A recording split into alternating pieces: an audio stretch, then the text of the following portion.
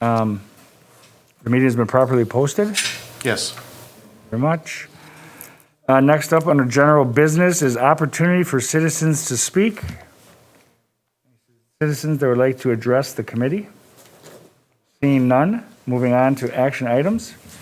First action item is approval of minutes. Looking for a motion. Mrs. Voigt. I move to approve the minutes of the August 11th Finance and Facilities Committee meeting as presented. Thank you very much. Is there a second? Second from Mrs. Montijo. Any discussions? Questions, concerns? Anything? Seeing none, all those in favor say aye. Aye. Opposed? None. Our next action item is approval of the vouchers. There were no questions? There are no this- questions this time. So I'll be looking for a motion. Montijo, is So moved? there a second? Karen, thank you very much. Any questions on the vouchers? Discussion on the vouchers? Still early in the year. It is still early in the year. I'm sure there'll be more questions as we move on. Mr. Como. But I do have one question. Okay. So we're in a interesting year, unlike any other. That's the understatement of the night. We've been setting up buckets to keep track of COVID-19 expenses, and there may be some monies available via the federal government. Could you maybe let us know how that has impacted the vouchers at all? Yeah, we've been tracking pretty much via a Google spreadsheet at first, but then we switched to once the budget data and the actual accounting structure came down from DPI, we actually have an account code now that we're tracking dollars that we believe can be reimbursed from the CARES money. We're also, Sherry and Amy in my office are looking into possible reimbursement from FEMA. That one's a complete unknown. So once we have a master list, and Sharon in HR is tracking positions that we've hired that we otherwise wouldn't have hired, and all the chemicals and PPE and all the things we've been talking about are being tracked in these documents.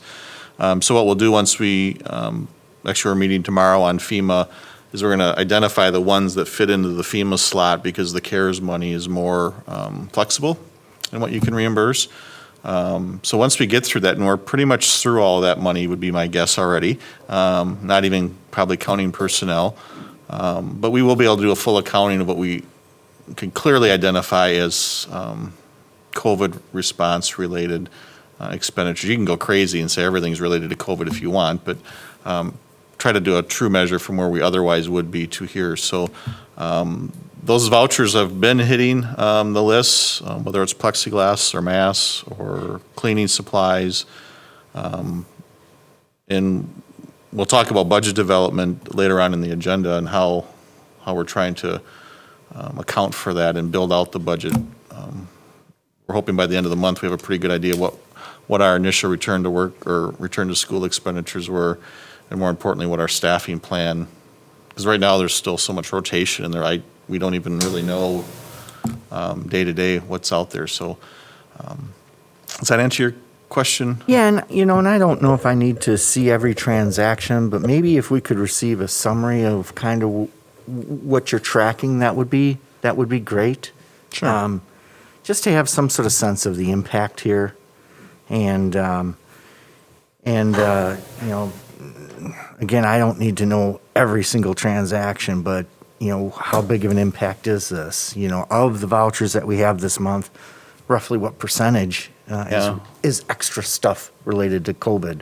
And I think, I guess, what I'm kind of looking for. I think we could provide a return to school COVID related cost report to you, just a single page. How much should we spend on PPE, and probably touch on the 2 or 3 major areas of that. I know Joe's department nurses have been tracking it. Tim Williamson's tracking it on the custodial maintenance side.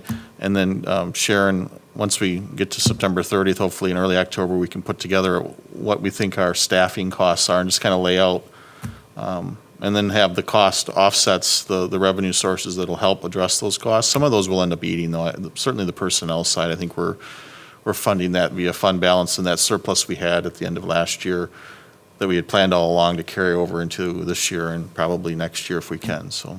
I think that would be appropriate, as opposed to, I mean, when I first started, I was going to say, let's mark on the vouchers which ones are COVID related, but then I'm thinking, oh, Everything's COVID related. I Joe. don't know, that could be kind of tough. So the summary, the big bucket categories, I think sounds like a good idea from a report perspective. No, I think that's a good idea. We'll bring that back in October. Anything else related to the vouchers? All righty. All those in favor say aye. Aye. Aye. Opposed? None. Next up is our discussion information items, and first in line is the monthly budget report. Okay. Well, as we've already discussed, it's a really unique year this year. So I have kind of taken a little different approach on the report and more looking at what are the things we need to be keeping an eye out on versus trying to compare it to last year, because there really is no reasonable comparison to last year that's going to make any sense for this year. So with that in mind, just a quick talk about revenue. The only real revenue we're realizing at this point in time for this school year is our local fees, our student fees, our transportation pay-to-ride fees, and it's not looking good. So our fee payments are down, trying to determine whether or not that's just because of the state of the economy and people are going to pay a little bit later, how much of it is due to children going to eAchieve versus to the school. After we have our third Friday count next week, I'll get a better picture of that, because if that's the case, that's going to be offset by more actually it wouldn't be offset by the open enrollment, but I'll need to look at it in the budget, I guess is what I'm saying, is we're probably going to have some adjusting on the fees at this point.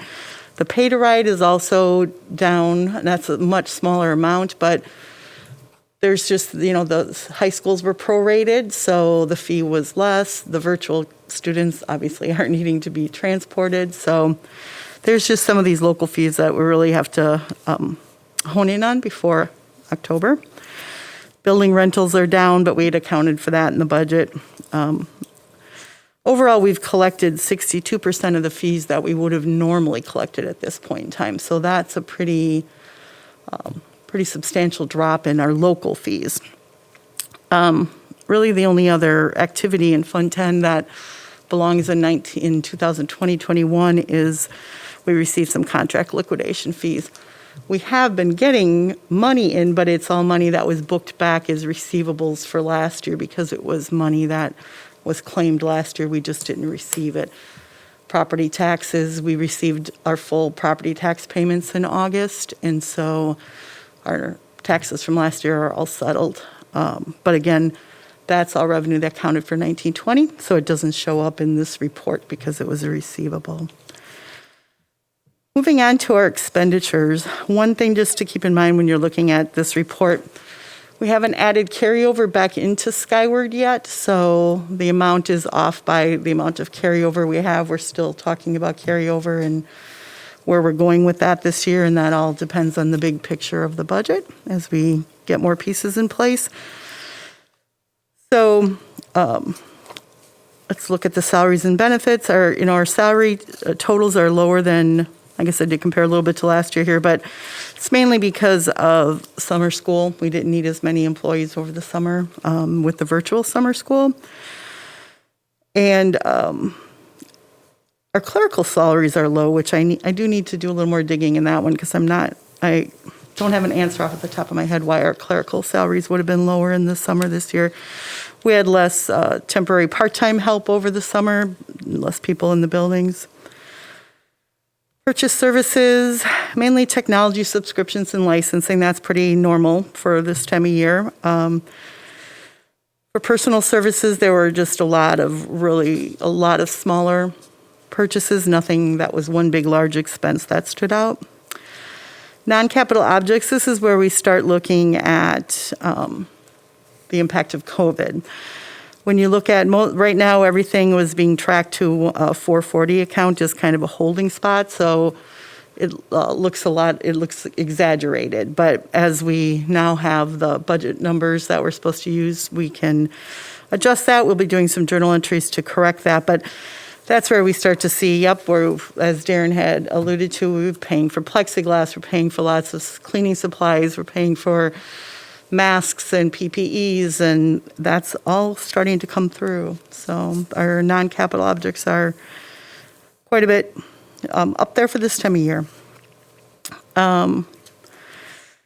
When you look at the budget, this is where I was speaking to with the carryover. When you look at the budget, it looks like we have $800,000 less budgeted in this category, but that's mainly where carryover gets dumped, is into this category, because it's usually used for supplies and things like that. So when we add the carryover, I will expect that number to grow and be more in line with what we would expect. Let's see, capital objects, mainly our technology purchases with Apple. Debt retirement, nothing. Insurance and judgments, there were no insurance payments in August. We do have some unemployment liability, but there's some questions yet on the funding and how much we're going to be liable with that. And working with the DWD has been a little interesting on that.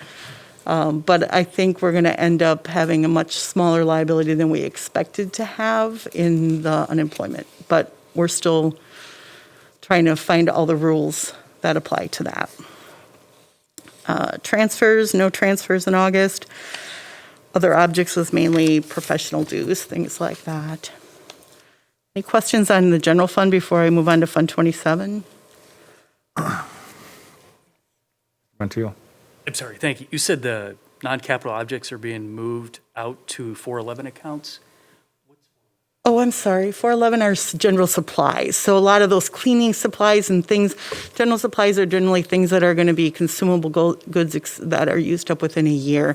So a lot of the things we're buying now, masks and cleaning supplies, things like that, we would move out of the 440 because that's a more permanent item that we would expect to have. 440 something is not consumable, but it's not a capital piece of equipment that you depreciate. It's kind of like these desks would be 440s. Okay. As an example. They'll last forever, but they're not worth enough to depreciate, so. Understood, thank you. Okay, Fund 27, typical, we really don't receive any special education revenue starting until November, so not a concern that we don't have any. Expenses, salary and benefits are down a little bit, but from compared to last year, but again, it's summer school had a part to play in that. Purchase services, our only expense this month was for tuition for a Richardson school, non-capital. Supplies were the only things that we used, that we spent special education money on. No capital object purchases. No insurance, but the same thing, we're still sitting on a potential liability, but we're trying to determine what that amount is for unemployment. Overall, can't draw many parallels, but I don't see anything that's a huge red flag other than our local revenues that really need to be looked at. Fund 43, still, we haven't booked the interest yet at the time that I wrote this report. Interest is way down all around. And then for expenditures, we did have a lot of expenditures in Fund 43. Finally, our referendum projects are coming to a head. Well, not a head yet, but a lot of progress on them and a lot of progress billing that's being paid on them. So paid $16 million in referendum expenditures. That's the downside of our referendum update, is it costs a lot of money to do all this work we're doing, so. Once you have it, you hate to give it away. So any questions on that before I go on to the insurance side of things, the health insurance? Is there anything unique to Fund 27 that's COVID related that, we've talked about how maybe Fund 10 has been potentially impacted, same thing with Fund 27 for some expenses, but are there any other, bigger financial issues related to Fund 27 that might be unique versus Fund 10? Not that we've seen so far. I would imagine that maybe there's some social distancing things that I'm not sure if Joe wants Yeah, to speak to that. If there's additional aids that we've needed. When I worked with HR so far on what positions we've added, I didn't see any extra all the- special all ed the- aids on the list. All the PPE and everything we've coded to Fund 10. We haven't taken the time or energy because it's not worth it to code it to Fund 27. There might be some staffing thing I think would be the most likely thing to maybe pop. But we're turning over staff, so we're saving slivers too, so I don't know what the net impact will end up being, but. I mean, right now, one of the biggest issues that we're facing is actually a lack of staff, the lack of paraprofessionals, and the lack of health room assistants. We have had some staff resign, some psychologists. We've had to deal with some movement in our speech positions. But by and large, the additional expenses they're not there right now. We hope to be able to get our aid staffing back up to what it needs to be, but it's just not there at the moment. So you won't see as much in the aids. We've had to add a little bit in teaching, but not to balance off the number of vacancies that we have with our aides right now. And again, if you're looking at it from a budget standpoint, there really isn't, that's not a budget issue, it's a staffing issue because we've budgeted for the positions we've had in the past. They're just vacant. So it could be a positive, but we've added some staff, but now we're just trying to plug the holes mainly at this point.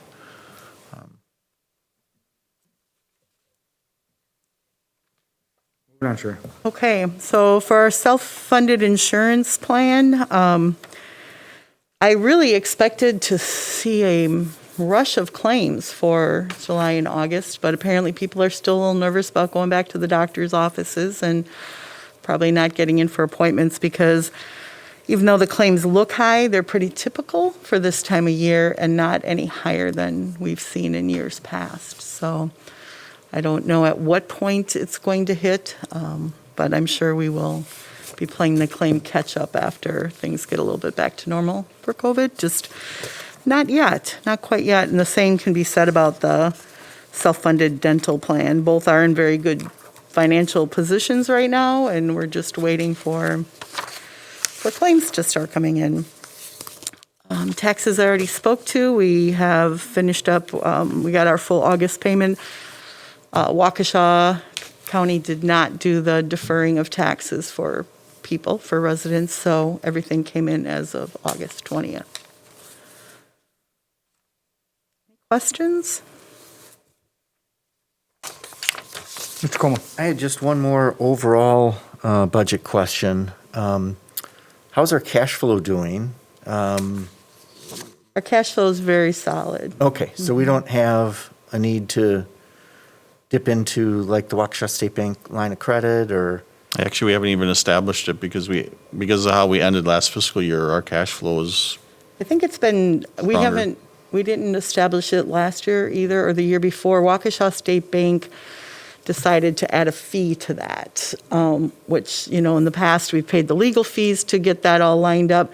But now Waukesha State Bank has added a fee so that we're trying to be a little more cautious about, not cautious, but looking at, do we really think we might need it before spending that money? And we just are in a really good cash flow position at the. Glad to hear your projections are. yeah, and one other. Paul says that, so. One other thing with the line of credit, if you remember our referendum proceeds, most of it was in bonds, but some of it was in a loan. And if you issue a line of credit, not to get into the weeds on this, but if you issue a line of credit, it goes against how much you can issue in debt that's bank qualified, meaning the tax exempt status. So we purposely were trying to get to that point where we could use that tax exempt status for that $15 million of loan money that we took out a year ago or so. Or was that spring? Oh, spring. Everything seems a year ago, I don't know. Everything seems- Pre-COVID, I guess. Pre-COVID, right. Everything seems crazy. Thank you. I don't know if this is possible, but is there a way to quantify the effect on the budget from families that have withdrawn students this year thus far compared to an average of the last couple of years? Sure, we can look at, once we get the third Friday count, we'll be able to quantify it based on the actual number of students, and then we can equate to that to What does that mean to our per pupil aid? What does that mean to, as simple as the fee, the book fees and things that we'd be getting in? So, but we'll offset that with do we have a whole bunch more students coming into eAchieve from other districts because they want to go virtual and they don't have a virtual option at home? So we'll take a look at all those, we can take a look at all those pieces with open enrollment, offsetting some of the costs, but certainly. the picture- Third Friday count is the important Yeah, the third part. Friday is our benchmark that we measure off of. Right. But because of where we are in the revenue limit, for this year, we're better off not having more kids because of those exemptions. Long-term, that's not the case. So I'll probably calculate it and take that exemption conversation out of it because it's counterintuitive to anything logical in funding. Right. And say this is per kid, it would have been this and for a normal school district. We also don't know if you participate in a voucher program, DPI keeps that list. We just know the number of kids. We won't know the reason why they left so we'll have to make some broad assumptions as to, we don't know it was COVID or 5-day instruction somewhere or whatever the topic might be. But we'll be able to come up with some range of reasonableness, I think, to follow up on. Thank you. Mrs. White? I see the food service account kind of thing on the back of the cover. It makes me wonder about the free lunches and how the whole food service piece is going. I know that you've been really actively involved in that, Sherry, in the Sure. spring. Well, we started the school year with our normal National School Lunch and School Breakfast program, and the day after we started, USDA approved the extension of the summer food program through December 31st or until funding runs out, which is the unnerving part of that clause. The difference is the summer food service program is open to all, it's free for everybody, no matter what your free or reduced status is. You get breakfast and lunch for free, and community members with children can come get meals for their children. It's a good thing to do for the community. We get a higher reimbursement rate for summer food meals than we get for regular meals. So that's a good thing, but it caused a little hiccup in how, a sudden change in how we are going to have to roll out the food at the schools because of the quantities that we were expecting. But we're working through still hiccups, but we have several different things ways for people to get food. If you are 100% virtual or have an eAchieve student, which we normally don't feed eAchieve students, or you're just a member of the community with children that aren't enrolled in our district. On Mondays, you can go to any one of the high schools from noon to 1 and pick up meals for your child for the whole week. If you're in school, the elementary is same as they normally do, just a little different feeding model is in the classroom versus in cafeterias to allow for social distancing. If you're in the high school, you get to, the day that you're there, when you leave, you get to stop at the end of the day and pick up meals for your virtual days until you come back. So all sorts of different things going on with food service. It's been quite a challenge to get it all working and running, and we're still working on it. But I think we're in a really good place. We're feeding lots and lots of kids, and that's the good thing. A couple other side impacts of that. We designed our food service delivery within the schools based on kind of historical numbers. Once they made everything free, we had to adjust. So if you hear of hiccups that may have occurred, we have to staff up to feed potentially more and more kids. So it did bring some difficulty. The other difficulty we're having with the pickup locations is the steadiness of the numbers of lunch and meals needed is fine. When it's free, you don't have that set number of people. We're finding the demand to be kind of up and down. At one site today, or 2 sites today, we ran out of food because we based it on the first 2 weeks of. So it's a complete guessing game. So if you do get some calls on that, certainly refer them to Sherry or I. But just so you know, it's not the science that the school day used to be, that you within a pretty tight range, you'd know what to produce. So, or you'd know 2 days in advance as the kids were selecting their lunch. So It didn't help that the first 2 Mondays of school were not in session. We started on a Tuesday, then Labor Day shut down, and we said, okay, on those days you go on Tuesday, but different time frames. And I think people just stayed away from it, and today being the first full Monday, it was an overwhelming response. And Aramark has gone above and beyond to accommodate everything we've asked them to do. They're working through this too. This has been a really unique year for them, and as it is for all of us. Wait, You mentioned that it's through December 31st or until funds run out. So Yes. how, There's no clock running that we know, yeah. so I don't know. I'm assuming it'll go to December 31st. I'm assuming that also, but they put that caveat on there, so we put it on everything that we've published with it too, just to be safe, because certainly don't want to end up budgeting to feed everybody.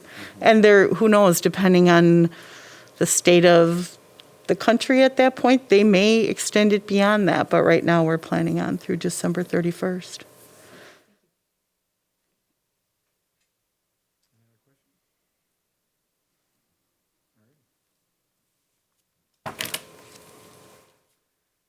do you have anything else for us, Sherry?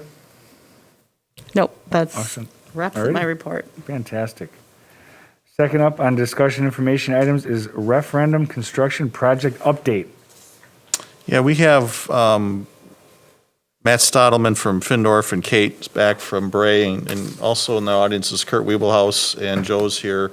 I don't know if you guys want to come sit up or just answer questions as they're asked.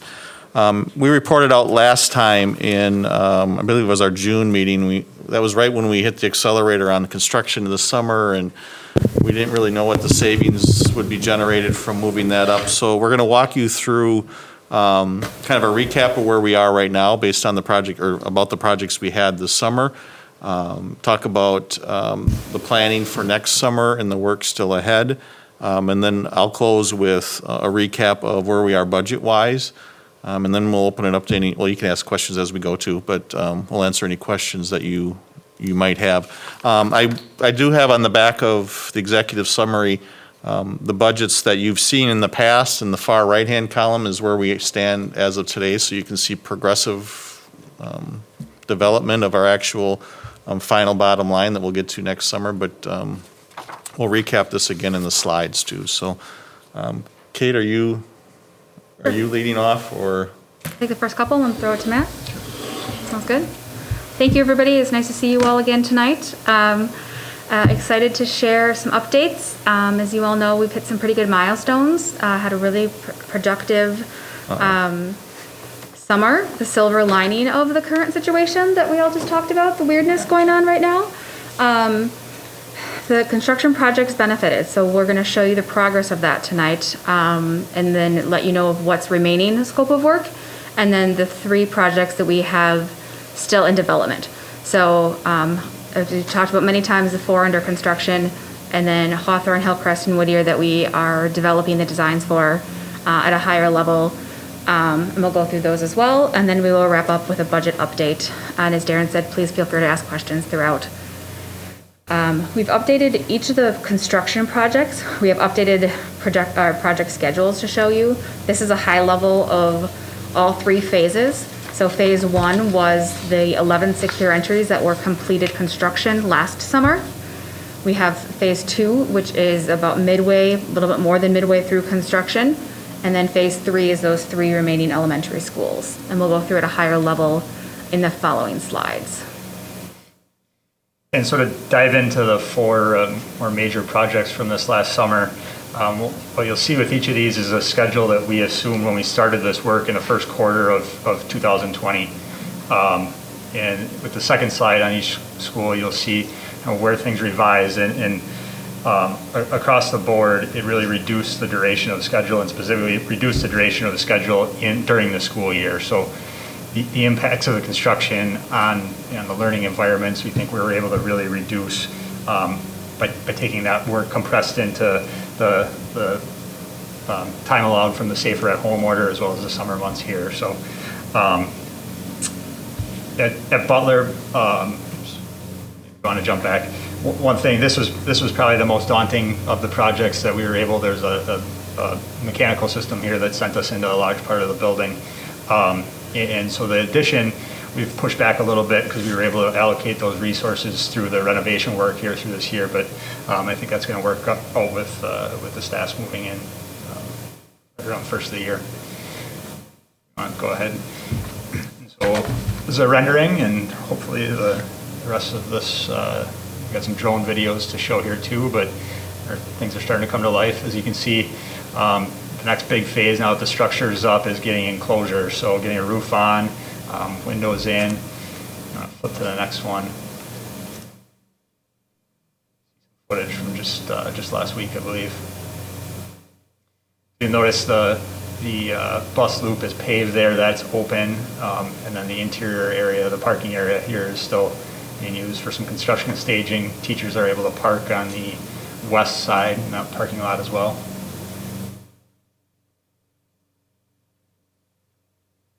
Would you call it bus something? Sorry, west side. Oh, west side. Oh, okay. Sorry, there's a bus loop you'll notice at the top of the screen and then looping around to the right side. It follows the south edge of the property is a bus loop. So buses come in off of, help me keep Hine. and then pass back out onto Moreland. Gotcha. I just didn't hear loop. Thank you.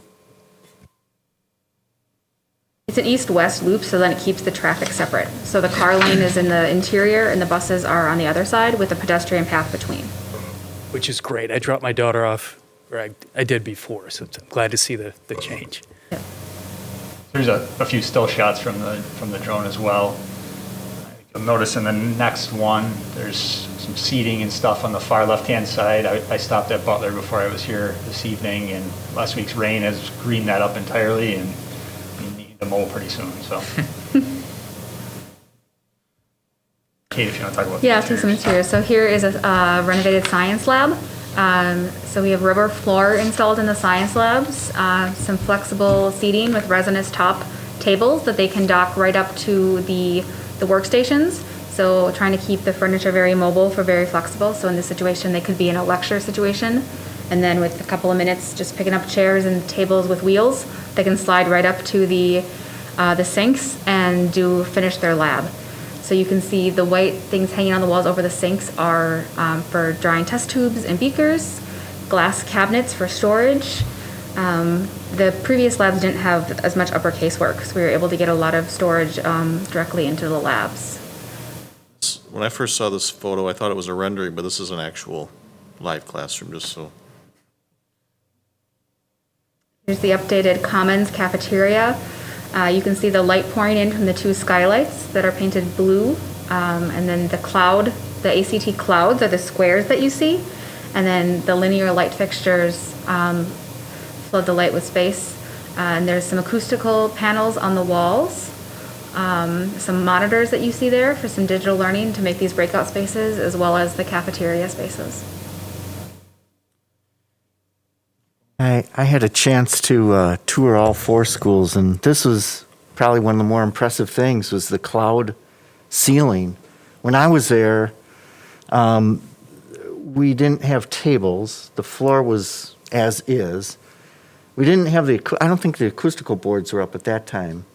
No, those are more recent. Started, but And I thought it was going to be really tinny or echoey. That cloud ceiling is fantastic. I could hear people talking very easily, and anytime I've been at Butler or Horning, they're just really tougher to understand the discussions. I'm getting older, up there in age, and that background and bouncy noise is hard for me to understand people. And it just fantastic suggestion as part of the design. Both principals at Horning and Butler were excited to have sort of this more industrial look of the clouds with the open spaces. Both schools had a dropped ceiling in previously, which made it feel very low. And by having the exposed structure, you get the concept that it's a little bit a higher space. Butler also, where you see where the columns are, there was a lower ceiling in that thinner section of space. So we were able to bring, for the most part, the ceiling up and open a little bit more. Yep. And there's charging stations in the columns, so students can charge their devices during lunch.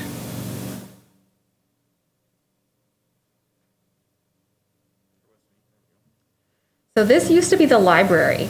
So if you're familiar with the plan, we moved the library from the center of the building out to where the office had been, and we reconfigured the office to be 4 classrooms plus this commons shared space for a learning community.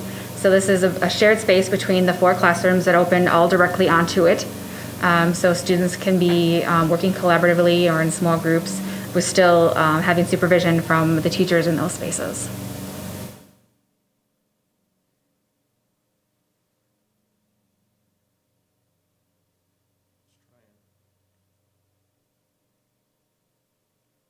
This is the band room, I believe. Band or orchestra, I can't recall. I thought this was a fun picture. I really, we worked really hard with the school colors, a couple different colors of blue. So this is really the more traditional Butler blue. The carpet has a little bit more of a teal color to it. So there's a couple different tones, as you'll see, as flooring and other finishes are coming into the school. So it's not just one blue, there's a couple different blues, which I think adds a really nice variety of space. The other thing I think as you walk down the hallway is to see the updated doors. We matched the doors to the laminate, as you see, and the updated casework in the room. Just very fresh and clean. The paint color is the same that we have here. It's agreeable gray. It's the neutral color. Not too white, but nice and fresh. And actually, last time we were here in early June was our youth apprentice Camden's first day on the job. So I'm happy to report he has survived the summer. He's done very well. He's cycled around with a lot of the different trades and is still working with us. We'll work through the school year and moving through the different trades. So it's been great to have him. A Butler alumni, no less. At Horning, again, you see the original plan schedule. And here, if you recall, we talked about the concept of doing the center core of the building and then working around the perimeter classrooms through the school year while displacing people into a temporary classroom space in the auxiliary gym. With the additional time in April and May last year, we were able to take those perimeter classrooms, so it takes a big chunk out of the schedule, and we get the budget later. We can report on kind of that was a big impact to the cost. The reduction in the cost was reducing 5 to 6 months of the overall construction schedule too. So, And if you remember at Horning, the aux gym was supposed to be temporary classrooms, and there was going to be constant rotation throughout. So when we share the savings number, there's that measure of the headaches we save too, which doesn't have a fiscal, but we all know it's important. So keep that in mind. a rendering of the new secure entry. Product.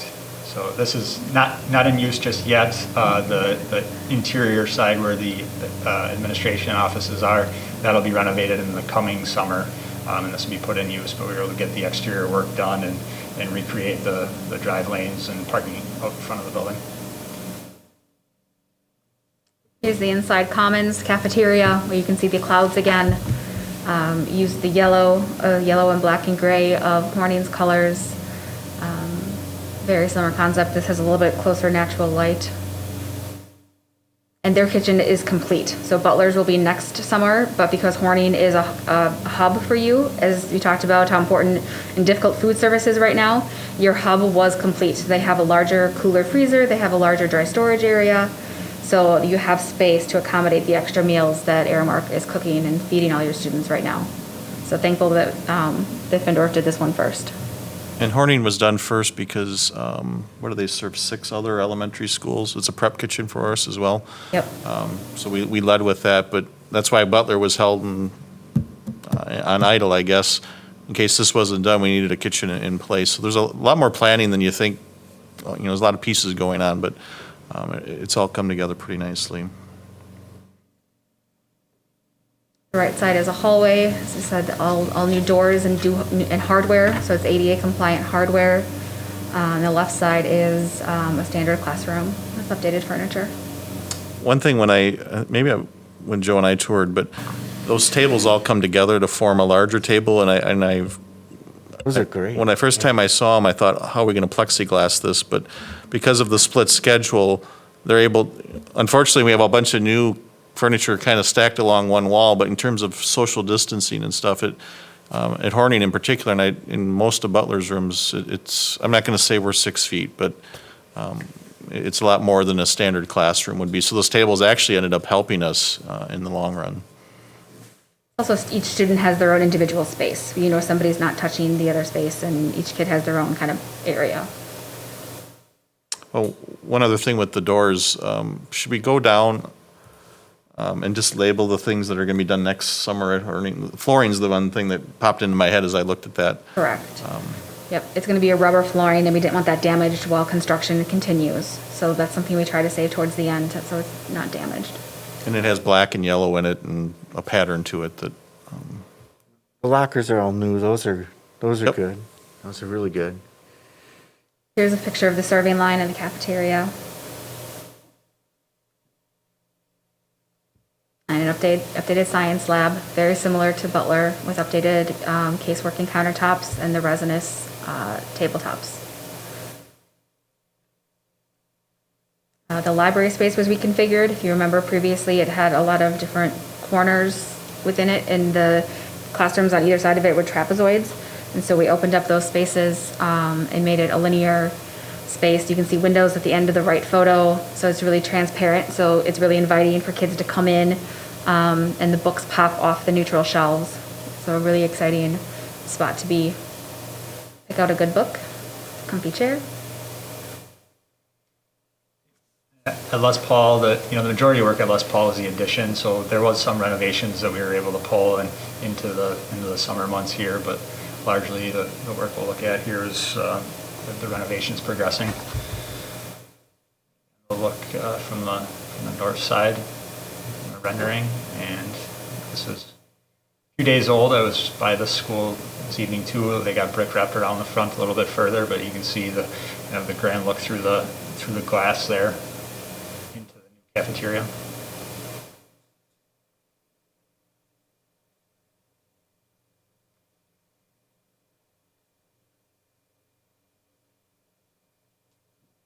Notice here too, the asphalt is paved. We put the base layer of asphalt down, just like at Butler. Big push for us this summer was to get the new site configured so that when parents and teachers return, there was an adequate drive loop. And once we're next month or so, we'll get the final coat of asphalt down once all the lifts and things around the building are done, and we'll be ready for winter, so the plows won't damage any of that concrete. Question, Joe? So there's a special needs room that we're working on to help teach children how to, living skills. When is that supposed to be finished? That room. And usable. Correct me if I'm wrong, Kate, that room is in where the current office is. It is. Yeah. Yep. And so the right of the still photo that you see on the screen now is the new secure entrance. So yeah, on the right-hand side. Correct. Yep. yeah, once the offices are done, we'll So the abandon that offices, space. yeah, the offices will move in there, and then next summer we'll have the renovation of the current offices, which is where the special education. Okay, will make so that's next references. summer? So yep, summer of Okay. 2021. Yep. That'll connect to the library. Excuse me.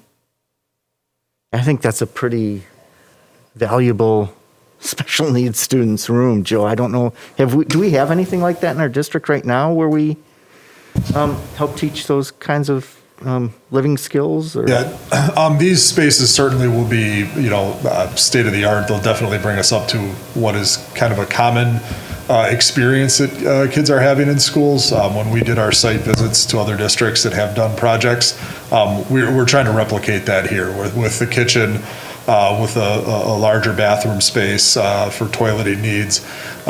So that's what we're trying to replicate right now. At Butler and at Horning, there'll be similar type spaces. Our high schools are working on those skills, but there isn't the space in all of our high schools. I'm sorry, I take that back. At South, we did put that in at South in the new room there.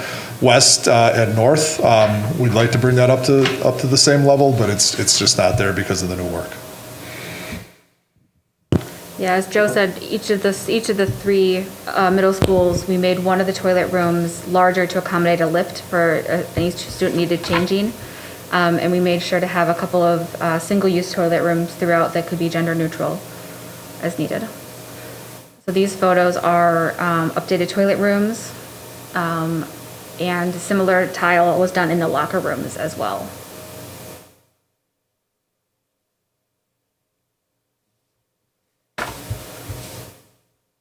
Oh, it'll go too eventually. That's probably the biggest improvement for a space was the locker rooms at Les Paul, potentially. Similar to Butler, right now they're working on getting enclosures or roofs and windows and then start the interior fit out of the space. So some fireproofing work happening last week. Photo on the right, I believe, will be the new main office. It's a linear row of offices with a hallway that connects them. So I think that's what the right shows.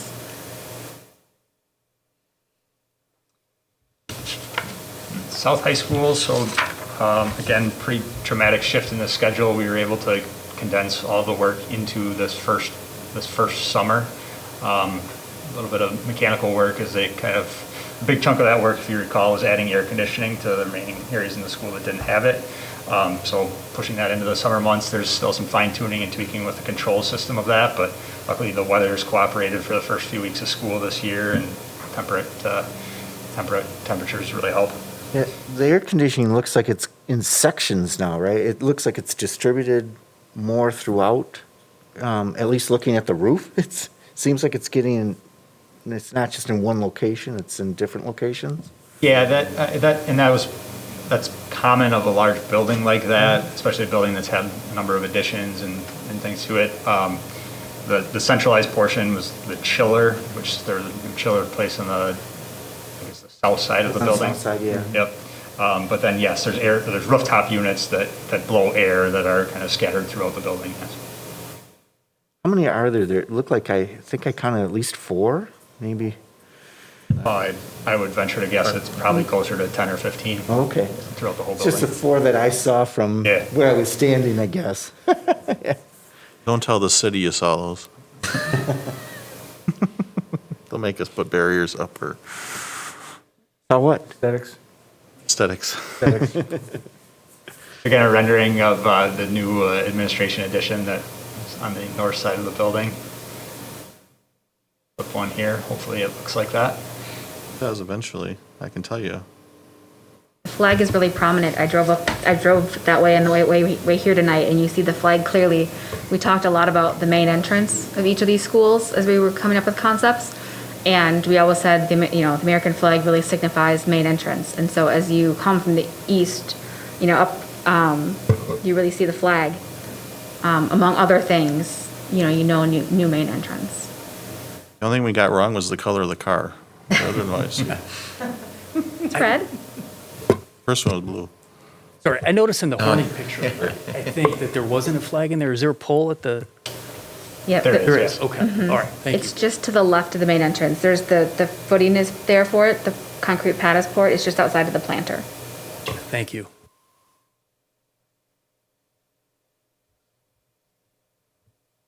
Here's a view of some of those rooftop units. Right in the center there where the black roof is, that's the infill of the new science edition. Shots of the So this is interior. a photo of the computer lab for the engineering academy space. It's kind of in the tech ed wing of space between the music and the tech ed. We'll have some double monitors. This is that science lab that Matt mentioned. So there's a new demonstration, a teacher demonstration station at the front, and then 7 lab stations that wrap the perimeter. There are natural windows to outside, and we were able to connect it to the adjacent classroom.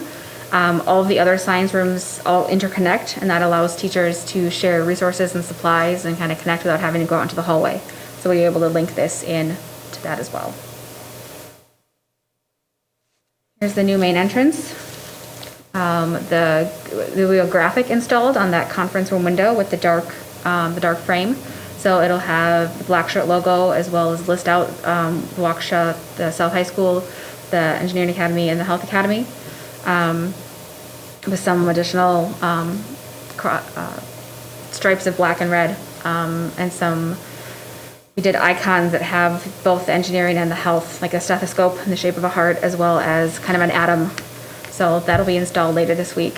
So it'll be really exciting to see. There's one being installed at Butler in the Commons as well. This is the extra health academy classroom. So when the main office got moved, that freed up that block of space. So there's 2 additional standard classrooms. One is allocated towards the health academy. This one also has a demonstration space, so it could be a flexible lab. And then the last 2 spaces are special education.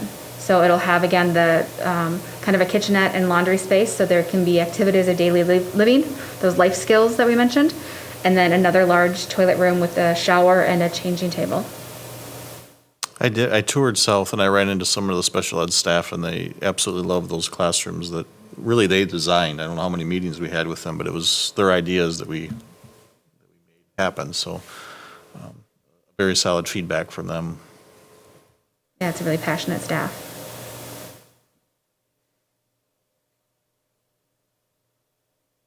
My down button just isn't working.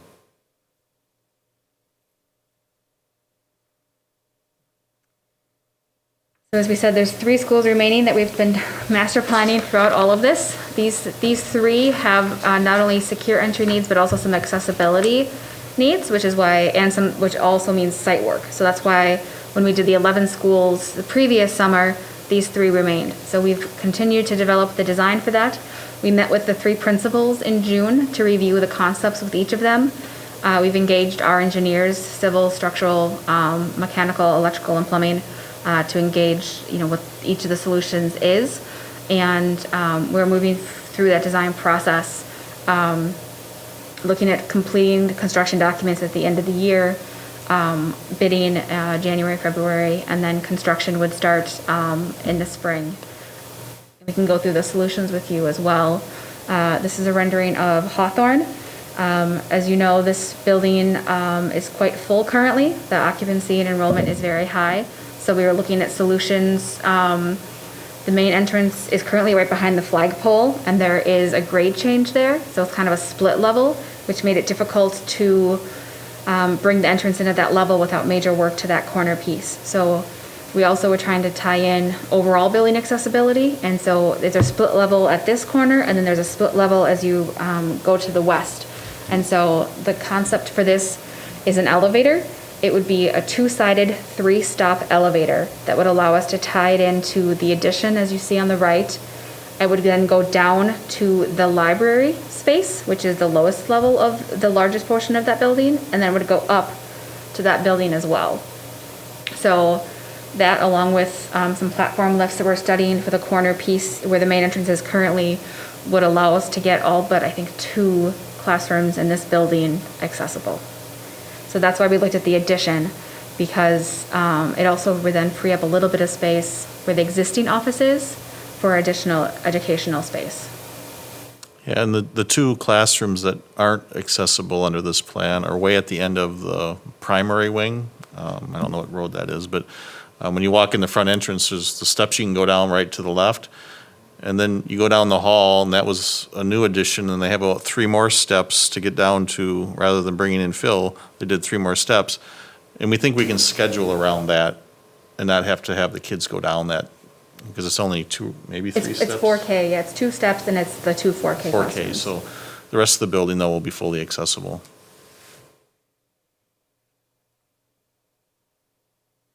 We also, with this concept, we're able to integrate the health room. The health room is currently not in the main office proper, and so this allows us to get a health room as well as 2 toilet rooms, actually. A health room with an accessible toilet room, as well as a second accessible toilet room, which this school doesn't currently have, I don't believe. It's also a single-use toilet room that could be for staff or visitors to the building that would allow them to use it very close proximity to the main office for supervision and safety improvements. Here's the rendering of Hillcrest. So Hillcrest, the main office is currently by the staff parking lot. So the concept for this would be to move the main office to where it used to be, I believe. And we're adding a canopy to highlight that new entrance piece. And we're also, there's a couple of windows that had been closed off, and so we're restoring those windows here. And Whittier, we are basically infilling the vestibule. If you recall, there's there's a series of 9 bright colored doors. We're going to renovate the corner room on the left, which is currently a 4K classroom, to be the main office, principal's office, and a health room. We're going to enclose 1/3 of that covered foyer area to become a vestibule, and then put new doors on to create a true vestibule. This entrance doesn't actually even have a vestibule. So from a weather and HVAC standpoint, that'll improve it. There's also a series of steps there. So this concept, if you recall, when you enter off East Avenue, you walk up to it and there's a very nice monument sign, but there's a series of 4 or 5 steps, and then there's a long walk, and then 4 or 5 more steps. So we're going to grade that the entire way so that there are no longer steps up to this building. And then we can ramp it directly to the playground and parking lot area, which is all ramped then to the parking lot. And there's no need to backfill that space, which is nice too, of the existing office area. Here's floor plans of that. You can see the yellow color shows addition. In the Hillcrest and Whittier case, it's really just kind of the canopy vestibule space. And then the pink shows area of renovation.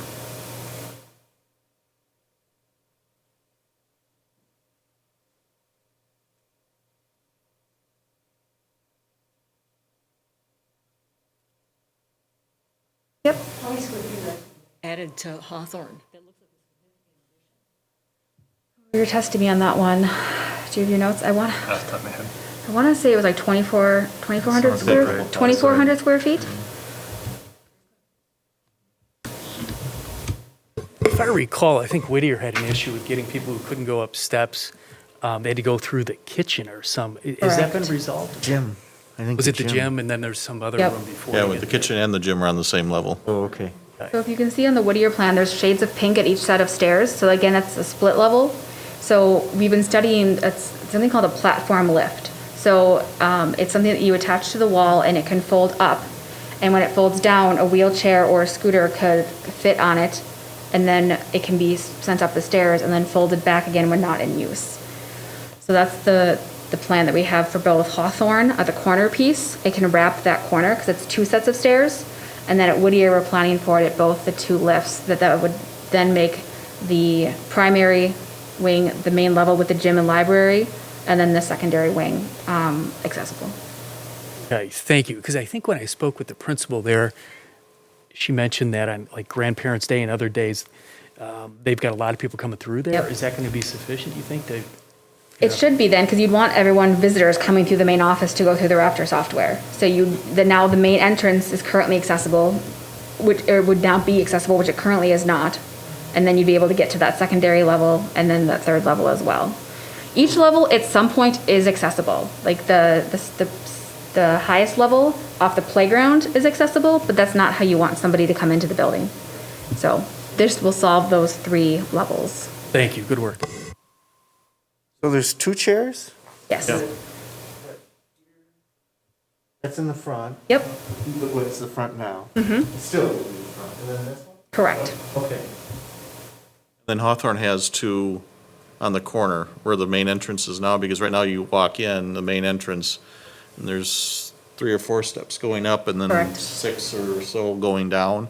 So there'll be a smaller lift for those few steps, and then when you round the corner, the same lift going down, those 6 or 8 steps.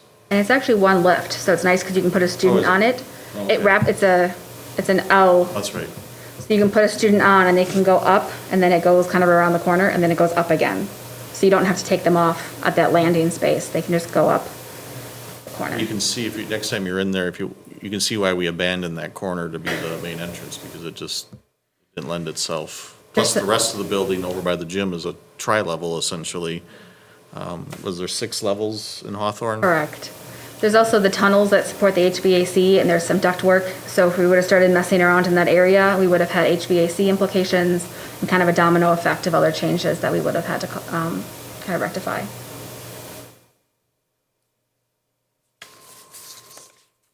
This is why we left these for this summer.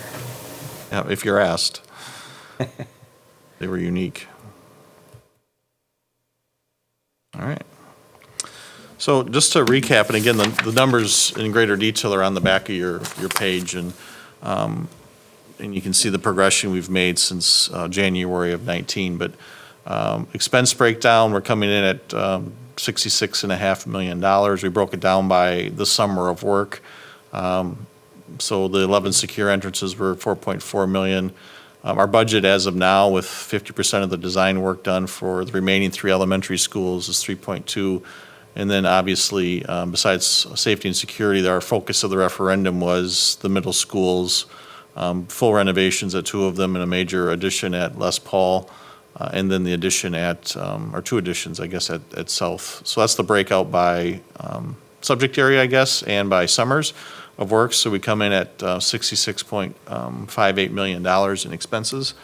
Last time I reported out to you, we were $500,000 over budget, but we had all the contingencies still. We still had some bid or design work to go, I think, at the elementary school, certainly Hawthorne, Hillcrest, and Whittier. But I told you, even though that was that snapshot in time, just like the far column is a snapshot in time as well. But now we find ourselves, I'm not trying to be dramatic with the reveal here, in a much better position than we had talked about before.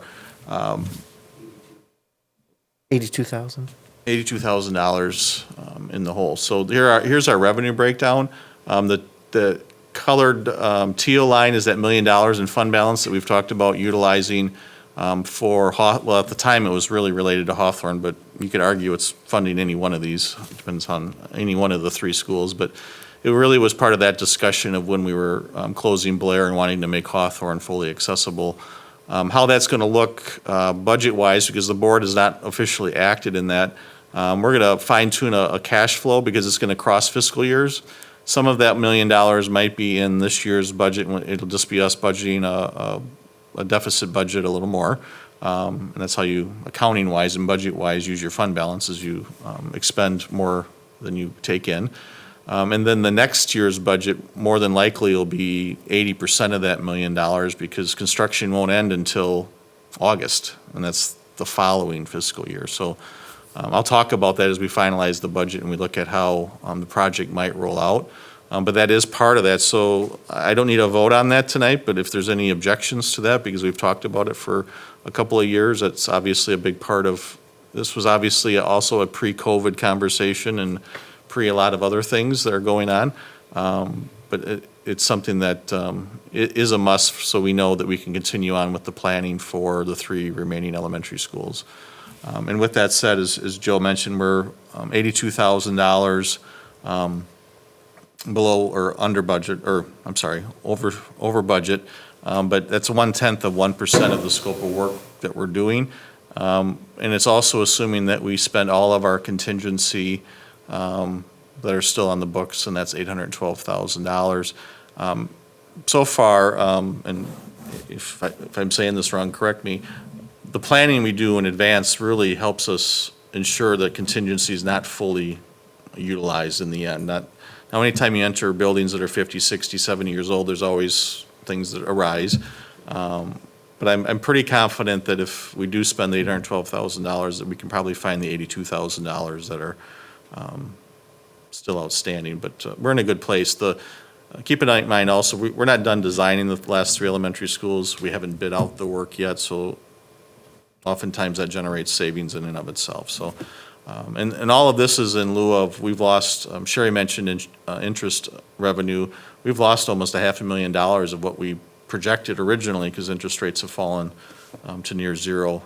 So again, I think if you look at it on a percentage basis, 0.1% off, I'll take that all day. So,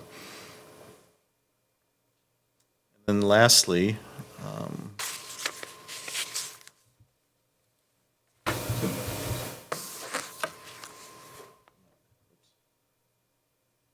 the executive summary is for anyone who's watching.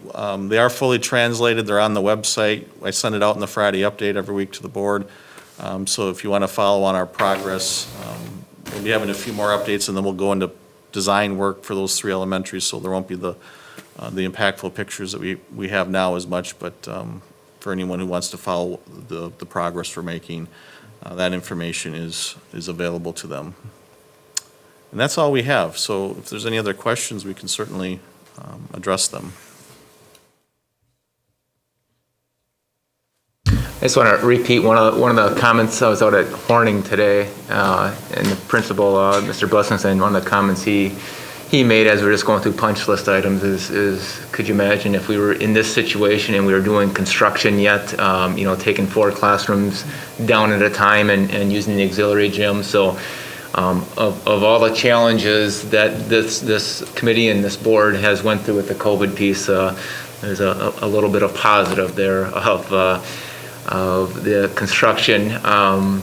Just being able to we completed everything that was supposed to be done in January of next year is now done to start the school year with just punch list stuff going on. So we can kind of reset and get ready for next summer.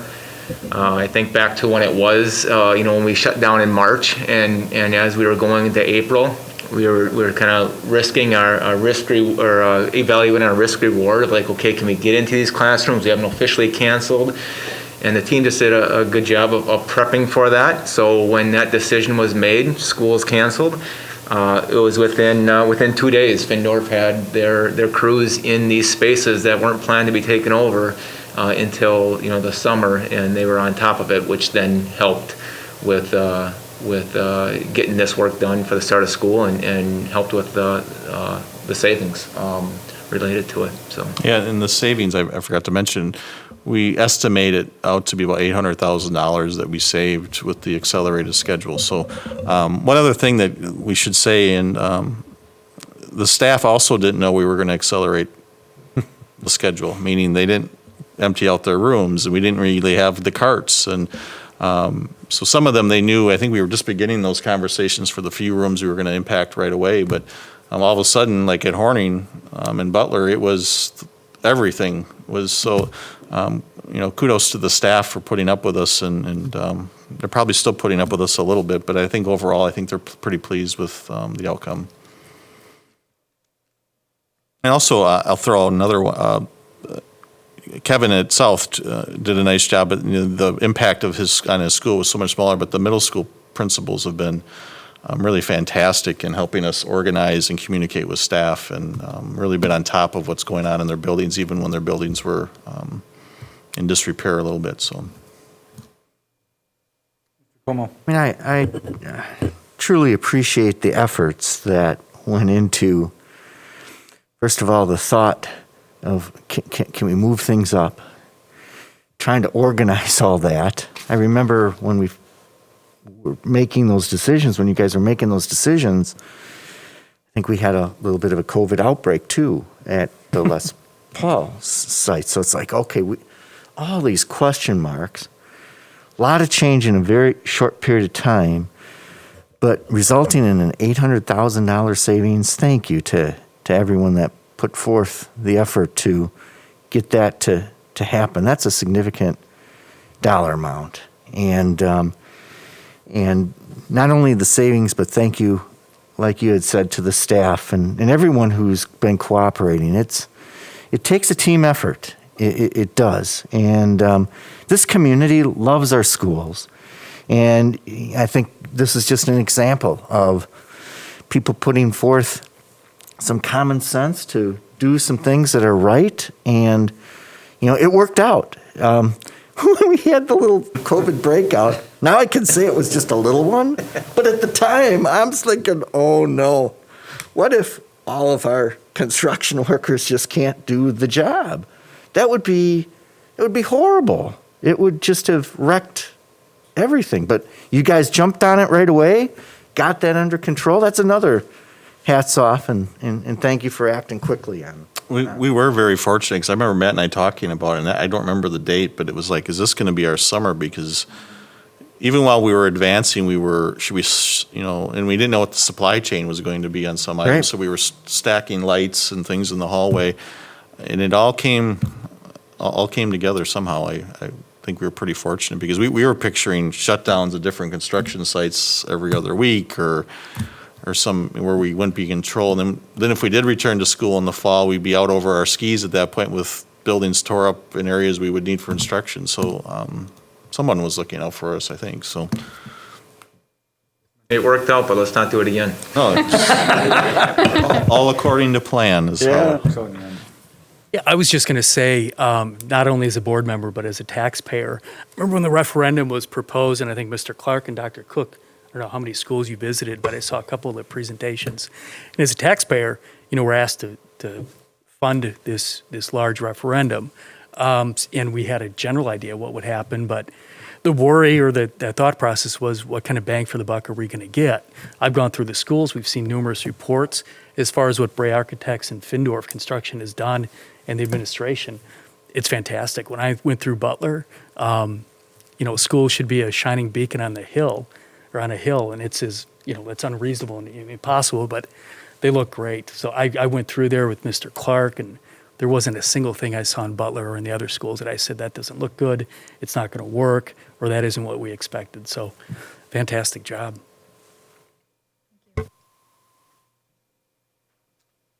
So we'll be back we're hoping to get bid documents out around the first of the year for next summer's work. So I don't know if we'll report out again prior to that, but we also can report out anytime there's questions or the committee wants to see us back.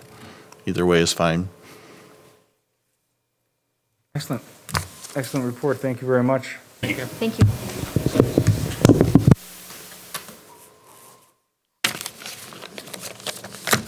Next up is our community growth report. I've actually been holding on to this since April, but it never seemed like a big enough topic that with everything else going on to bring it forward. So I just wanted to I emailed you out and in board docs is the complete report, and I want to say it's like 50 pages, so I didn't think I should include it all. It's really just to show you the type of data that we are gathering. The 2 pages I did collect or attach to your executive summary are projected residential starts, home starts by boundary area. And it's not as clear as the last study. This is the second one I've had done. Again, we're kind of on a 5-year cycle.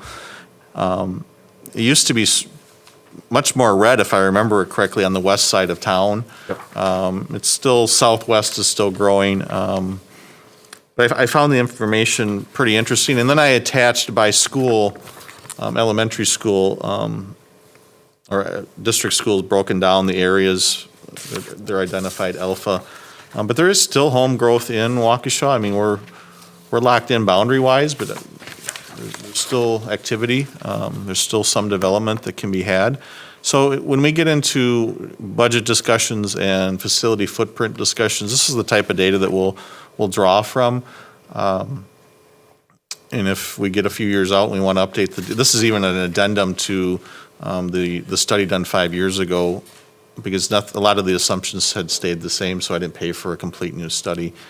But I just thought you'd find it interesting, and we can certainly discuss the outcome or dig into the details of the report if you like. But I think you get the couple pages I grabbed hopefully give you a taste of the type of data that we now have at our fingertips. The blue dots or sections on the map, I should point out, are district-owned properties, meaning parcels, not schools. So out on the Beltline in the T section is the MacArthur property, and then we have the Oakdale property that we've talked about several times on the southern side of, I guess, the L section, just south of the bypass as well.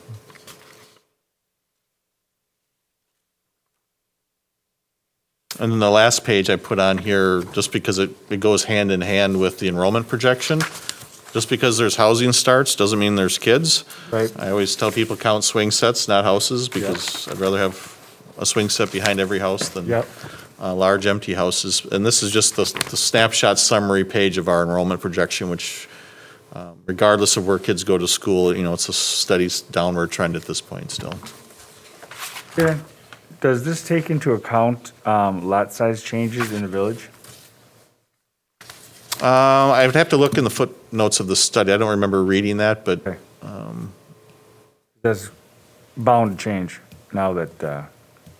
yeah, I don't know if it does. I'd have to get an answer to that question.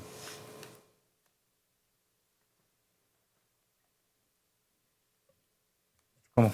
Yeah, kind of my reactions to it, just two I'll share with you. One, I guess I didn't realize that we still could have that much building going on here in Waukesha, so that's a positive thing.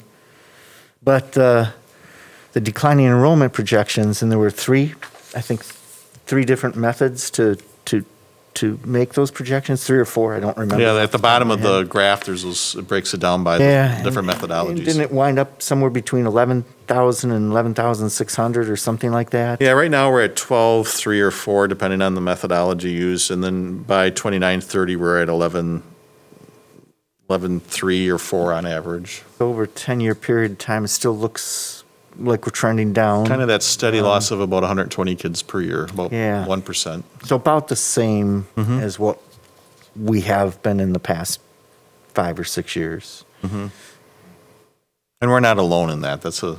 When I presented the enrollment study in, I want to say it was January or February, I also shared a statewide test at the same firm, and there's just fewer kids out there right now, so.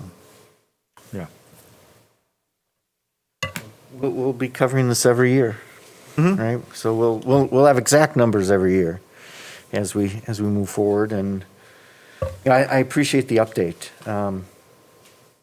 It's good information to have. It's hard to wrap your head around all the information in the large document, though. So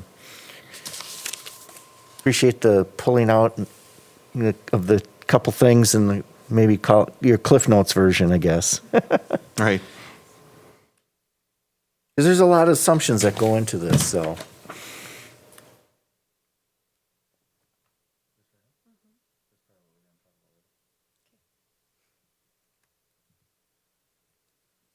Heard any other questions about the community growth?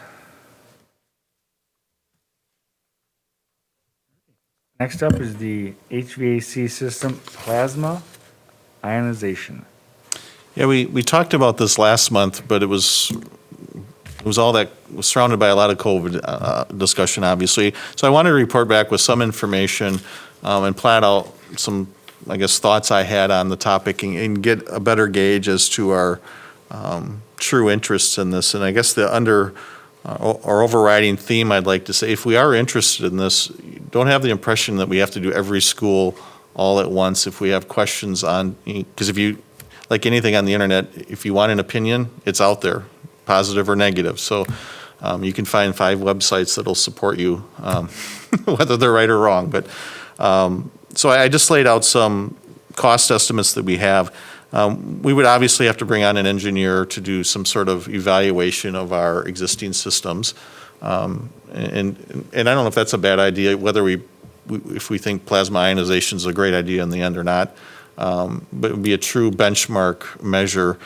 Now, from my research, there's 2 kinds of firms out there. There's the performance contracting type of firm that wants to be part of the entire project. And for some districts, I don't think that's a bad thing. But then one that I would probably lean towards for a more independent analysis is just an engineering firm who's hired to do that evaluation and has no care whether you go on to do an install of that or not. So that would be my recommendation at that point if we decide. The proposals we've got range from $25,000 to $50,000 depending on, like anything, there's kind of an a la carte of services they're willing to perform, and we might be able to narrow some of that down or not. We also need to be prepared, like any study, to take on the answers or the study that comes out of there. Again, we don't have any identified issues right now, but you never know with the study. It can help us get to a better place. As I mentioned before, the results on plasma ionization are somewhat mixed on how good it works. I hear more good than bad in talking with area school districts, but I think the best thing to do, again, I think there's more research to be done, is you do 1 or 2 schools. You have a benchmark level of viruses and contaminants or whatever that may be in your school, and you actually use live data in your school. The era school that we generally have was built in the 50s and 60s, not a brand new school that everything works great. But maybe we just take 1 or 2 that we think maybe more urgent to do.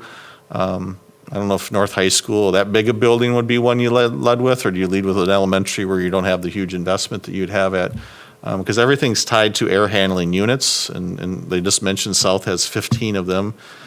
So there's a lot of install with them. Some of our buildings, if you remember our HVAC report, have different heating or HVAC systems. The plasma, I believe, works with unit ventilators and all of that. So it has to be a system that works with this type of solution. And there's UV out there, there's other things. I mean, we could do, I think, some sampling of several of these if we chose to. I asked for a rough budget, and the number I was given, if you did every one of our schools, and this is very rough, you're looking at $1.5 to $2 million by the time you're done with a complete install. Again, that's just off of past practice or what they've experienced. It's not knowing our equipment. So again, I think 4 is the most important. I think it might be something worth definitely looking at, but we develop a plan. Now, the downside of that approach of doing a school or two and testing it and seeing how we like the results is the environment we're working in. COVID, and if this was just a normal time, I don't think anyone would argue, yeah, you do 1 or 2 schools, you test it, and you take 6 to 9 months, and assuming we want to fund this amount of money or something close to it. So that's all for us to kind of to hash out, and then you might get questions, well, why that school and not my school? Or so I'm not here to say it's a bad idea. I think it's certainly become very popular in the last 6 months or so, but that doesn't mean it wasn't a good idea prior to St. Patty's Day. So, just a quick refresher, this only does the air, right? It doesn't do any surface. Right. It's in the air handler. Mm-hmm. Okay, so it would only work efficiently if you were pulling the correct amount of air out of every room to run through the plasma ionizer and pump that air back into the room, right? Mm-hmm. And it works on univents like this? That's my understanding, yeah. You'd have to put one in. It's much fancier than a filter, but it's kind of the Right. same Yeah. concept It just as a passes filter. through it and it zaps it, right? It basically ionizes It the, attaches to it, and then yeah, and it drops down dead. And it's supposed to be very low maintenance. The other thing I'd want to add here in looking at this and looking at these dollar amounts is to ask ourselves the question, if we had $2 million sitting here with all of our maintenance needs, Right. is this the project, the prioritization? Again, we're living in a unique time, so maybe that's a little different than it would be a year ago, but yeah, it's that, my understanding is that simple of a process. Yeah, for sure. I mean, my concern on is, for instance, this room, I mean, obviously we have air changes now because we have the rooftop outside. But when you have a univent, you're not really getting you would get no air changes out of here except for the leaking windows that we used to have and now we don't. Yeah, the windows don't Before we put the always have- rooftop in. You know what I mean? So there's this whole school of thought about air changes are the most important thing, which in some of our classrooms, you don't get any air changes if you have a univent. And then, so, I mean, it's a whole school of thought, really. I mean, is it more important to clean the air that's in the room or exchange it? I mean, and that's what it comes down to. Like, before we got that rooftop unit, there was no air change in this room at all. You could feel except through the windows, you could feel the air coming through the windows when we were sitting. But beyond that, you would have no air change in this room if that door was shut without that unit outside. So that's my concern about the plasma ionization, is we have rooms in our schools that don't get any air changes. Because we do it by building, really. The data that we got is how much air we're pulling out of the building and pushing into the building, but that doesn't go, that's not every single room.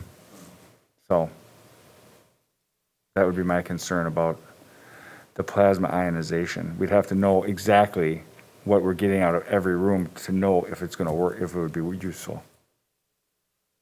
If we're going to go with the idea that the air changes are just as important. I, again, disagree with any of that. Yeah, so I mean, it's a complex question, for sure. And I don't know if it's a decision we need to make tonight. Right. We could bring in people to talk about this in greater detail I just didn't know if you wanted us to make that leap. I guess I was here to see the level of interest outside of the COVID conversations. Joe? Yeah, I think to hire a consultant for the $25,000 to $50,000, from my perspective, would make sense to start maybe getting more, hopefully, facts, especially if we went with the engineering side as opposed to someone who had a vested interest in also staying on board to sell the equipment. So I agree with you from that perspective, Darren, that we should go with the engineering firm attached, essentially. The other thing is I too, and I appreciate the last meeting, Darren, and want us just to have a knee-jerk reaction essentially to the situation that we're in, and I appreciate that. So one of the things that we'd want to make sure of is, is there some work on all viruses or some viruses or some bacterias or all bacterias or what size, and I don't even know all the right questions to ask right now. And that's what my hope would be, is if we hired an engineering firm, that we'd get some education along with that, with the analysis. And, we can bring up the questions like you have right now. So who do we ask of those questions? Right now, we don't really have anyone to ask. So is it worth us bringing in an engineer so we can at least ask the right questions, get the right answers, and get the information in front of us so that we can have a good debate?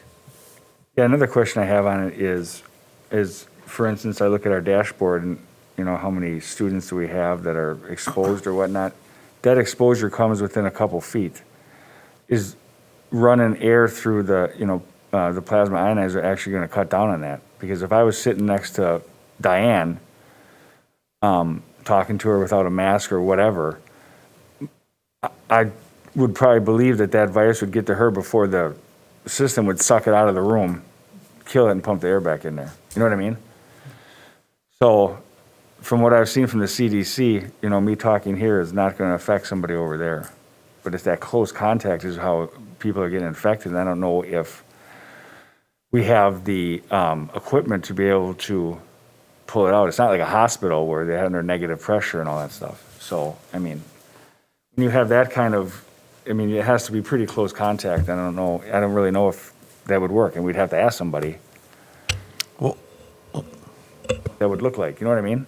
yeah, one thing I had is an idea, and I don't know if it would help. We're working with a lot of engineers now with all the construction projects, so just seeing if I could get kind of an independent, maybe even come here and answer, do Q&A. That way we're not invested in anything. They know our building somewhat already, and just kind of get kind of a bird's eye view of whether this is something we should look at or not. Because I don't know. I personally don't know.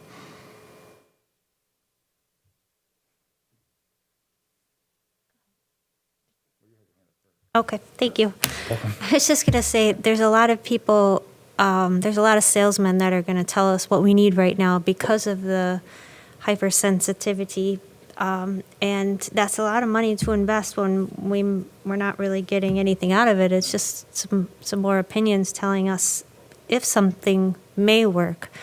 The facts, like you said, Mr. Como, I think that's what we need first, because I think a lot of people are probably going to hop on that bandwagon and tell us, spend lots of money here when we don't really even know if that's going to help.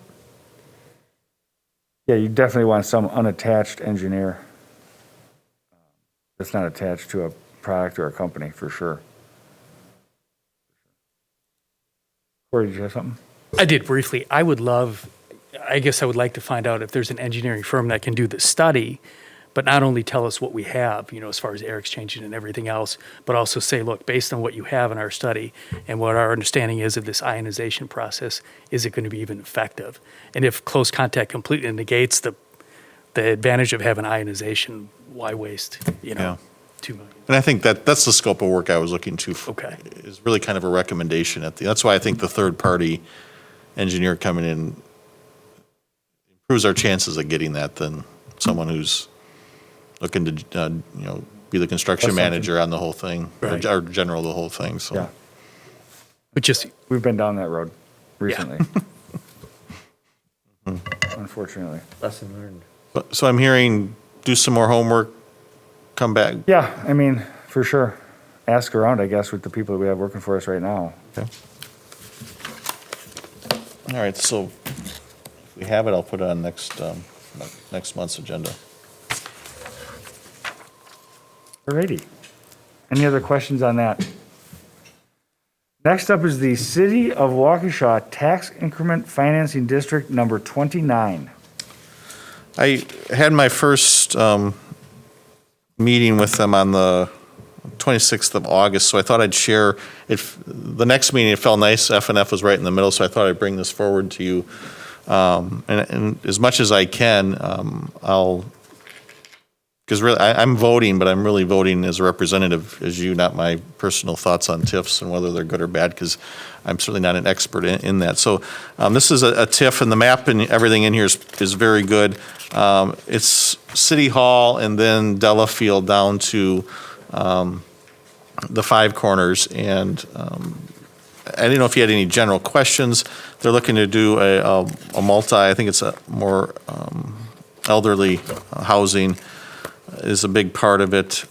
But I didn't know if we had any vested interest. Corey's, maybe, I don't know if you can speak to this because you're on this, so in case you're wondering why Corey's not going to ask a question, he's on too many boards in the community. So if there was any questions that you had about it, I also have a summary report every year that the city does that I'll put on next month's agenda so you can see where all the TIFs are with the city. And I think I'll even have one from the village by then, or the town of Waukesha. So,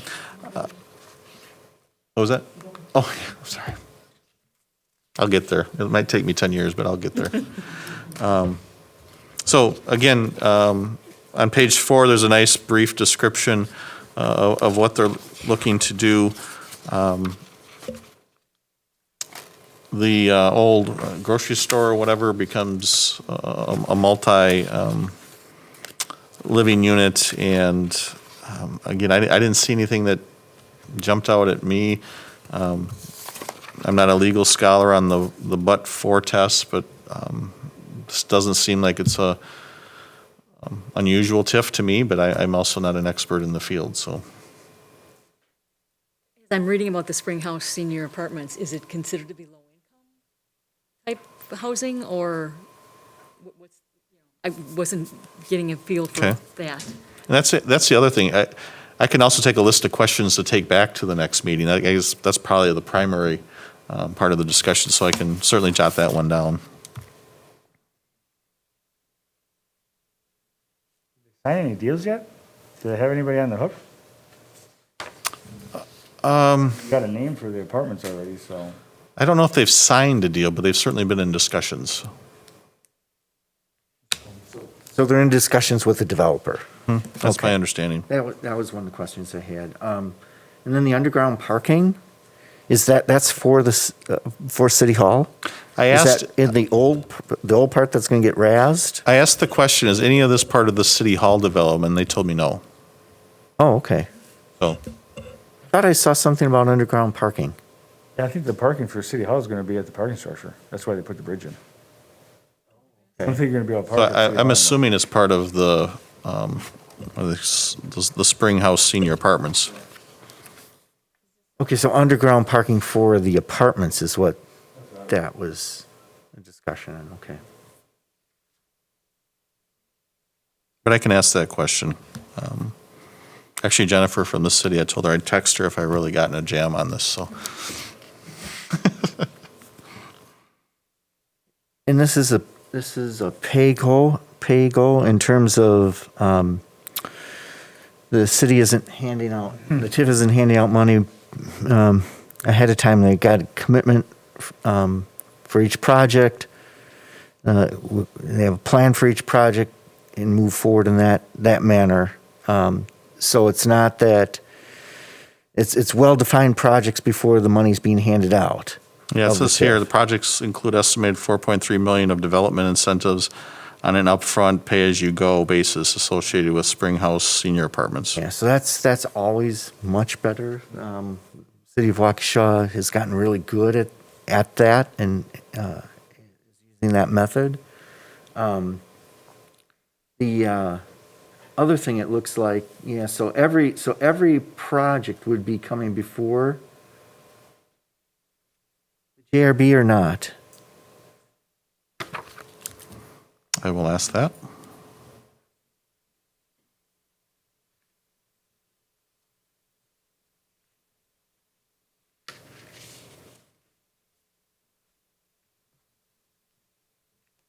Okay.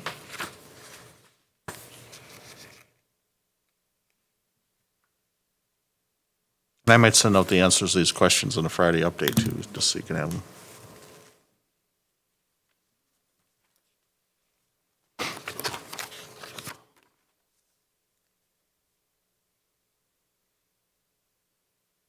I mean, overall, this seems like these are good concepts. That would be something that I think would be, I don't see anything, from a school district perspective that would be a concern. I think this in general looks overall good from my perspective.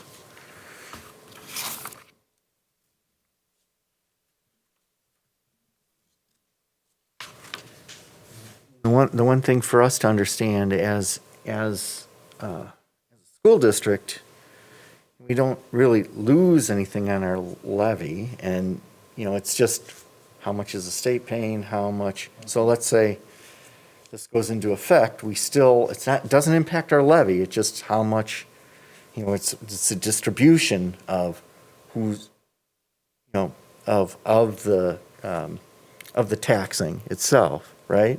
It impacts the rate because it takes some of the property off Right, the but it's tax so rolls, small. but I mean, this is like minuscule, very it's a sliver of, minuscule.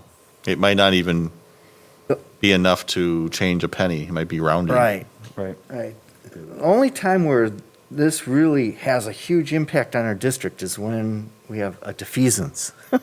And we could potentially get some monies, like we had a situation like that within the last year and a half. And otherwise, there really isn't a negative impact from a school district perspective, at least from my point of view. And the benefit comes in when the TIF closes and that property comes back on, the tax base it doesn't change our revenue, it changes taxation. Right, exactly. And the level of it. But the bigger the tax base, the more you can spread out. Yeah. And it gets into it gets pretty complicated, but there is a long-term benefit, I think, in this case. Plus the improvement for our city in general, so. I have one question about the Springhouse Senior Housing. It says 500, it's requesting 4.3 million in incentives. And it says 500,000 upfront, payable at time of occupancy. What does that mean? It's on page, it's under the Springhouse Senior Housing slide. Slide 14 of 18. I'm looking in the board docs. Oh, it's the slideshow. Yes. I just wondering what that means on payable at occupancy. Does that mean when they sign the deal to go ahead, are they going to get $500,000 up front? And then it says 3.8 million pay as you go. The time of occupancy has me confused. I wonder if they mean the time the deal is signed, they get 500,000 up front. Okay, I'll get That's an my answer. assumption. I would assume that too, but I'll get an answer, yeah. It says occupancy. That was slide 14, you said? Yeah, slide 14 out of 18. Right.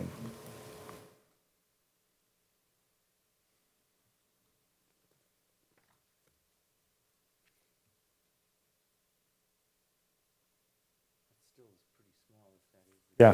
Compared to what we used to do. It used to be everything, Well, yeah, it You know. did. Yeah, at least years ago. yes.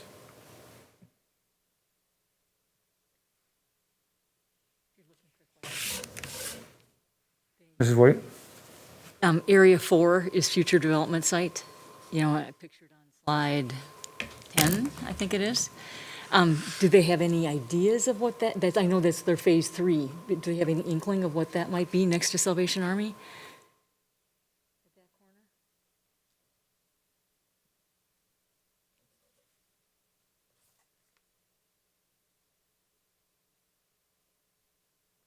Probably had some sort of master plan, I would assume. It's, you know, but I Otherwise- wasn't picking up on what it Right. was. Yep.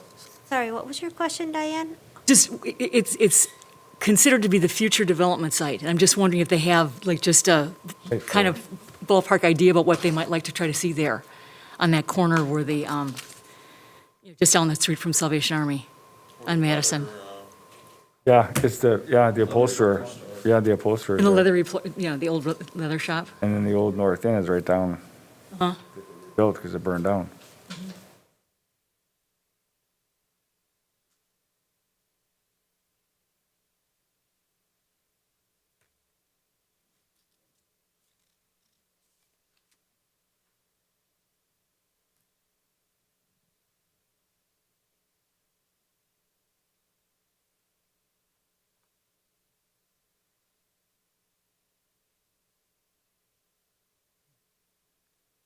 Any other questions for?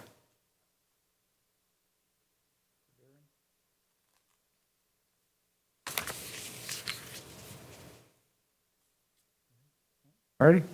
Yep, we're good. Thank you. Okay, our last item under discussion information items is the 2020-2021 budget development update.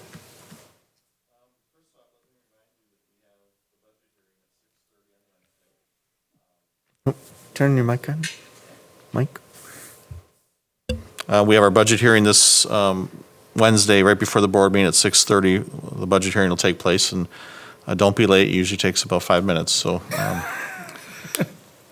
keep that in mind. Just wanted to run through some things, and we kind of touched on some of them earlier about budget development and where we're at, and there's certainly a lot of questions left. First of all, we're looking for the September 30th payroll is really going to be a good guide for us to extrapolate out where our staffing is, because at the 15th, we still had so much in and out and not knowing. Sharon's done a really nice job of tracking new positions and things like that, but how many people and where they're all landing, we'll be able to have a lot. Normally, you do it off the 15th payroll because you're kind of locked in at that point, but we can use that data. I'd like to be a little more confident in that, so we will do the best we can. And then, as we talked about earlier, we are tracking COVID-related expenses, whether it's materials or staffing, and then we'll try to piece together the best reimbursement plan for the options that are out there for us to move forward. Handicap aid is kind of an interesting one. We did budget somewhat of a decline in handicap aid, but we're not sure how that's all going to play out. When we furloughed our special ed aides, they're handicap aid eligible, but it's about 25 or 27 cents on the dollar. We don't know. First of all, we factored that into the savings we shared with you at the time. We knew that would come, and we knew it would be a year late. But what we don't know is the state approves a pool of money for handicap aid, and then everyone puts their expenditures in, and then the percentage is actually kind of, it's not some certain, or some sufficient, it's some certain. So we don't know if that percentage is going to move. I also don't know if they're going to reimburse for aides that were still on district's payrolls but not providing EEN services. If it becomes that, I'm going to make the argument that handicap aid is for providing EEN services, not being on the payroll to potentially provide EEN services. So we'll see where that goes, but we've already factored in some loss of handicap aid. But again, it might be that the percentage just goes up because there's fewer costs being claimed too. So we'll see where that goes. We continue to plan on, and I can tell you the budget that comes forward will be a deficit budget, not because of carryover, not because of the construction we talked about earlier, but we are going to use some of the surplus in budget for some of the surplus that we had last year. And if you remember, we planned on, it's about $4.5 million to kind of help us get to, not the end of this fiscal year, but the end of the following fiscal year. So we don't have that number yet, but just be prepared for that. And we will budget some things because we just don't know what else is out there. There's just no way of knowing. So, and at the top, I referenced that. I do think that there's no talk of a budget repair bill. That was one thing that we kind of had, a state of Wisconsin budget repair bill. That was one concern we had, because obviously their revenues had taken a hit. I don't think it's as bad as they had anticipated. I think the economy is coming back, from what I'm hearing, not to where it was, but closer to where it was. So we're following current legislation in terms of the development of our budget. And then there's the normal flow of data that we'll be getting before or near the time we meet again. Third Friday's coming up this week, the pupil count. We'll learn our property valuation on October 1st. I'm hearing that's much better. We were very conservative in our estimate. It doesn't help our revenue, but it'll lower our tax rate. We only use 1%, and I'm hearing, or the estimates we're doing are showing that's going to be a little higher than that. And then certification of equalization aid happens on October 15th. And then we come back the last week of October to finalize everything. So that's the plan. We have some issues, but we know them. They're identified, we think, and we think we have a workaround for most of them.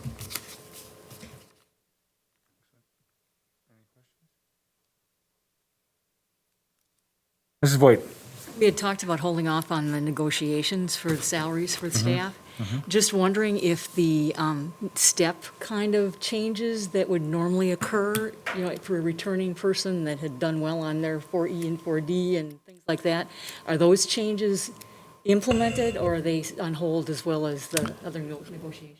Yeah, I sent a memo out 1 or 2 weeks ago to teaching staff, I can't remember which. We have, and I use the word frozen, and our goal is not to freeze salaries this year. The board, we've budgeted for an increase, and hopefully that memo sent that message. So we've allowed teachers to advance if it's education-based. They've earned their master's or things like that. We have not done the annual step yet because the board has not authorized steps at this point. But I think the message, and we've talked with the EAW leadership as well. I shared a copy of the memo before I sent it out to all the teachers so they'd have a heads up. We fully anticipate starting those conversations in October. Because once the state certifies our aid, they're locked in. Not that they can't change the rules at any time, but it'd be very hard at that point. So we hope to engage in those conversations, not only with the teachers, but then like we normally do, the teacher negotiations, kind of, we shadow the other groups with that. So every teacher has received that memo. I think the good news in terms of a measure of how well that message was received or understood, you send it to 950 teachers. I think I had 10 questions. And some of them were as simple as, where am I on the salary scale? Or, I might be getting my degree, and we answered each of those individually. So, but we also have the hourly staff. No scale has changed because the board has not acted. So no custodian or clerical or aide has advanced on the salary scale. They're making exactly what they were making in March or at the end of the school year, however you want to look at it. In administration, everything is locked in place until the board acts. Mr. Como. I would just say that we've delayed things for, 4 to 6 months, essentially, just due to COVID. Plain and simple. And now we'll start to get some more information, solidify our budget. Now we can start to make some intelligent decisions and negotiations, so on and so forth. So it's a delay. Yeah, we were strictly buying time to know more. I mean, Right. It wasn't, there's no strategy behind this or anything like that. It's just, you have to make, with the dollars involved, you have to make informed decisions. And we might not know everything come October or November, but we'll know a lot more than we would have known in July or August, certainly. Delay due to the circumstances. Yep.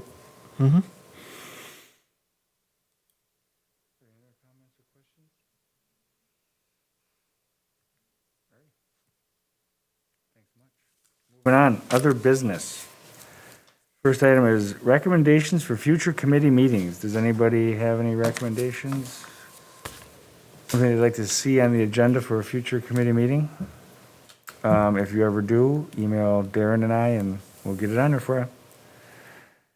And we are in need of a closed session, correct, Darren? Mm-hmm. All righty. So we'll be looking for a motion to go into closed session. Corey.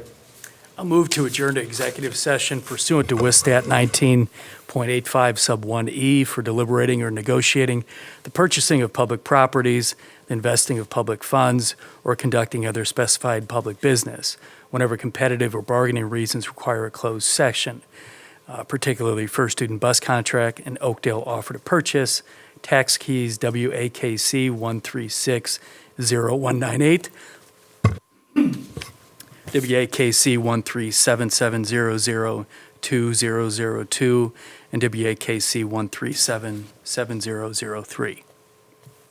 For a second, Second it? Mrs. Voigt. Roll call vote. Mr. Como? Aye. Mr. McCaffrey? Aye. Ms. Voigt? Aye. Ms. Reinacek? Aye. Mr. Montiel? Aye.